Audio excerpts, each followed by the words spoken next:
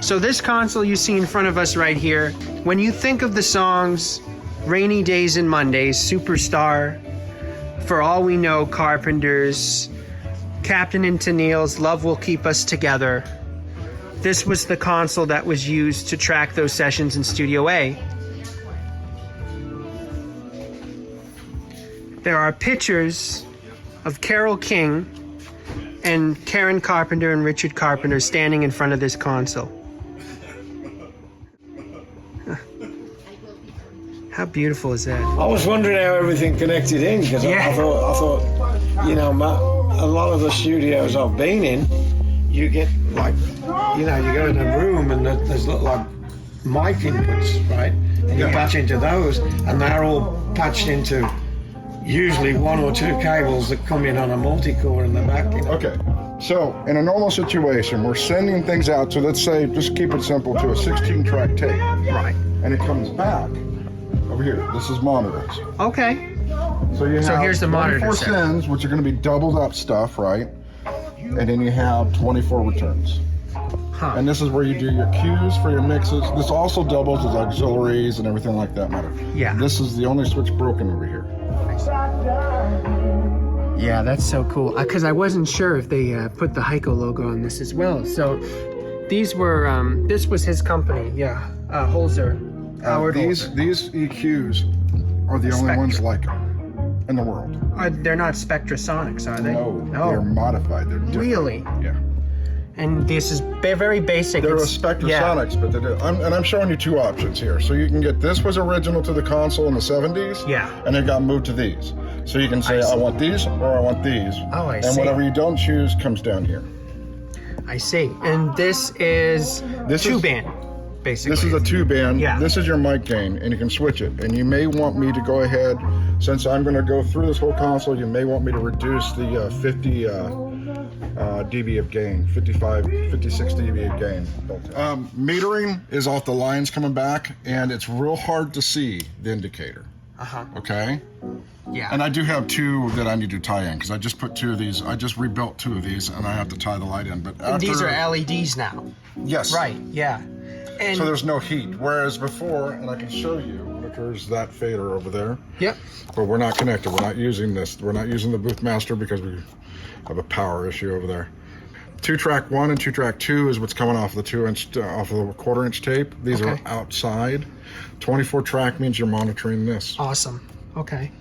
And then you said the CW and CS again is... Was this console mixed with that one? Okay. So if you wanted to increase your total inputs on this console to mix, is 24 plus 24, 48 plus 16. Awesome. Yeah. And then what is this? Like DA or... I don't know what that is. Okay. I just saw So that. these here, believe it or not, was wired tied with the original supplies with a big long cable. Yeah. Okay? The console's audio portion works on a negative 24 volts for the mic pre's and a negative 48 volts for everything else. Okay. Then you have plus 24 for lights and relays. Yep. All right? And that's what's carried And so on this is all console. point to point. Correct. Yeah. This will be rebuilt if you guys buy this console. I will personally guarantee this. Because No. I am pissed. Yeah. Right? Yeah, so I how threw much up time? this morning. Really? It's that bad? It huh? was. I was so. You were so pissed. I'm gonna be honest. And this blew a diode bridge, and I cannot find the same one. And these were these all complete custom power supplies too? Yes. Wow. Yeah, one of a kind. Where Hard did to you begin source. to start looking for stuff like, you know, this old? Well, Vic called me and said, "Hey, Joe, I got a Heiko. Can you work on it?" And I foolishly said, "Yeah." There's the original power supplies. But I get to meet you guys. So hey. So if you're looking at this right here, these are the XLR ports. When they were in the studio, they were not attached to the rear of the console. When you were doing a recording session with the Carpenters or you were doing a recording session, they would move these pads around the studio. So if someone wanted to plug in a microphone, they would run long cables, so they wouldn't have to run anything back to the console. Normally, you'd have a room, your recording room, you know, where the band played. Yeah. There'd be sections where there'd be mic points all the way around it. Yeah. That's how. So a lot of people were like, they weren't sure how much documentation was left because when the studio closed down. Fully documented. The only thing Wow. not documented is all the modifications since it left A&M. So the schematics. Those are right here. You're the only one in the world that's got them. Oh my God. Those are Heiko schematics. Wow. So for the op amps and stuff. For not op amps themselves are secret. Yeah. Okay. Right. These little I pills see. are indestructible and they're worth. There's no place to them. The Navy And subfleet. in here you have additional spare EQs and so forth. So here's the other knobs, That's right? amazing. So you just let me know which one style you want. Right. I'll go with them. Now- And both sides are historical. These are top secret black They were made military. by. They were made for radar in the '60s. And they still, and obviously, if you try, they're still classified. If you try to Right. contact the company, they They'll won't tell give you any. They want to know where you got them and why do you have them. Better send it out. And that was, Vic told me, 20 dB quieter than anybody else At the time. or 14, whatever, at the time So in 1969, they Yeah. had a noise floor of negative 80 dB. in 1969. Yeah, I was in Hamburg in 1969. Here we go, Studio A. So we have the Studio A here on this one. Here's the Studio A schematics. Hello. So this knob, Yeah. I was looking at that. I thought, that's What the is- best what knob is I've that? seen in a long while. Using that, it's in deep, really like cosmetically, it's not bad. no, you can No. clean. So if you Yeah. wanted to, you could re-formica this if you wanted to.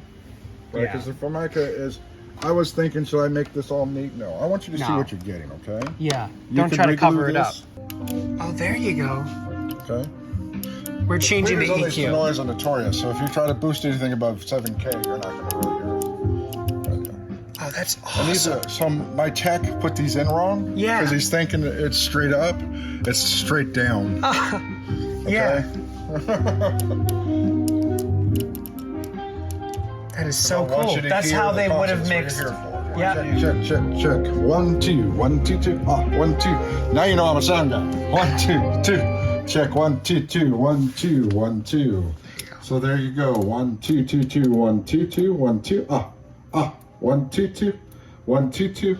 Let's change that frequency. Check 1, 2, 2. 1, 2, 2. Oh Lord. 1, 2, 2. 1, 2. I have a little speaker that's a lot of low end and mids. Yeah. And it's in the front and it doesn't sound muddy. On a 58. Testing 1, 2, 3. That's your I mic say break. goodbye to love. Oh, dear.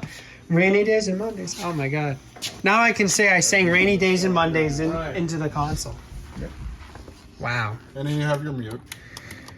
Turns the light off. Yeah. We don't know what these were, if it was a clock or some sort of Yeah, I was spectral. wondering that, actually. But it was blocked off and it's just an empty plate now. We don't know what was here.